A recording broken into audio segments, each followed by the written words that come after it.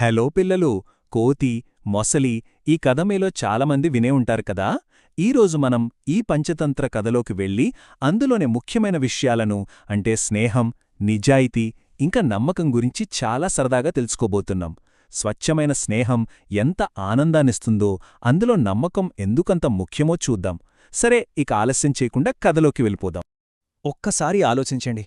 ఇద్దరు best friends ఒకే చెట్టు పండ్లను రోజూ పంచుకుంటూ ఉంటే ఎంత బాగుంటుంది. కాని అందులో ఒకరు ఏదైనా పెద్ద రహస్యాన్ని దాస్తే ఏమవుతుంది? మనం ప్రాణంగా ప్రేమించే స్నేహితుల దగ్గర నిజాలు దాచడం వల్ల వాళ్లు ఎంతలా బాధపడతారో కదా. అసలు ఈ రహస్యాలు ఒక అందమైన స్నేహాన్ని ఎలా దెబ్బతీస్తాయో మనం ఇప్పుడు చూద్దాం. పెద్ద బాలశిక్షలో ఒక గొప్ప మాట ఉంది, నమ్మకద్రోహం చేసేవాడికంటే మించిన పాపి లేడు అని. అంటే స్నేహితుడి నమ్మకాన్ని వమ్ము చేయడమనేది మనం చేయగలిగే అత్యంత బాధాకరమైన పనేనమాట. మన కథ ప్రారంభం నుండే ఈ పాత నానుడి మనకు పదే పదే గుర్తుచేస్తున్న విషయం ఇదే. నమ్మకమనేది నిజంగా ఎంత విలువైందో మనం అర్థం చేసుకోవాలి. అందమైన నదీ తీరం, అత్యంత మధురమైన పండ్లు.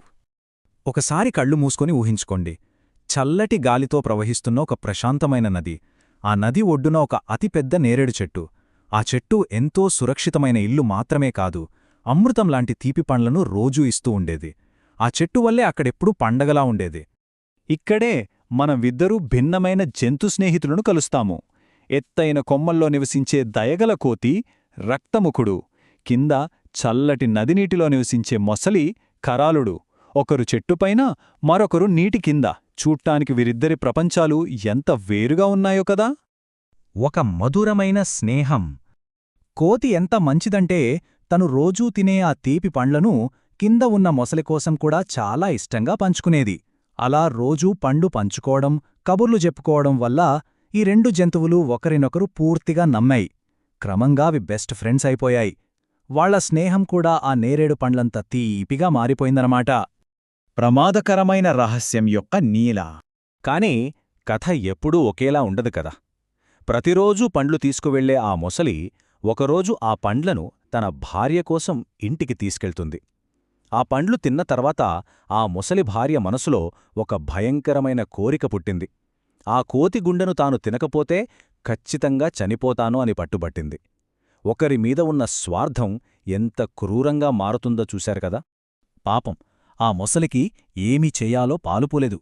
మొదట తన బెస్ట్ ఫ్రెండ్ని చంపడానికి ఒప్పుకోలేదు. కాని తన భార్య పోరుపడలేక గందరగోళానికి గురైంది. చివరకు తన భార్య కోరికను మిత్రుడికి చెప్పకుండా ఒక పెద్ద నిజాన్ని దాచాలని నిర్ణయించుకుంది. ఇలా మనల్ని నమ్మినవాళ్ల దగ్గర ఒక హానికరమైన రహస్యాన్ని దాచడమే నమ్మకద్రోహానికి దారితీస్తుంది. ఉచ్చు మరియు విరిగిన నమ్మకం.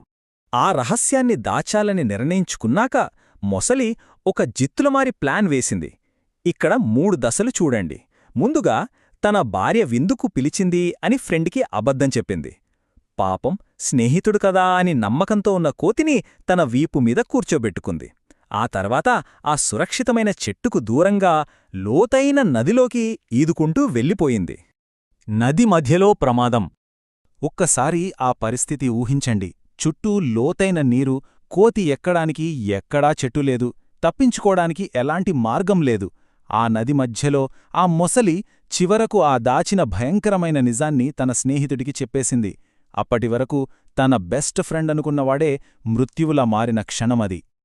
ఇప్పుడు మన ముందున్న అతిపెద్ద ఉత్కంఠభరితమైన ప్రశ్న ఏమిటంటే, ప్రాణాపాయంలో ఉన్న నమ్మకం పూర్తిగా వమ్ము చేయబడిన ఆ కోతి ఇప్పుడు ఎలా బతుకుతుంది? ఆ లోతైన నీటి నుండి, ఆ మొసలి బారి నుండి తన ప్రాణాలను ఏ ఉపాయంతో కాపాడుకుంటుంది? ఈ కథ ముగింపు ఏంటనేది మనం దీని తర్వాత భాగంలో తెలుసుకుందాం. ఆలోచిస్తూ ఉండండి. స్నేహంలో నిజాయితీ ఎంత ముఖ్యమో ఎప్పటికీ గుర్తుంచుకోండి. మళ్ళీ కలుద్దాం.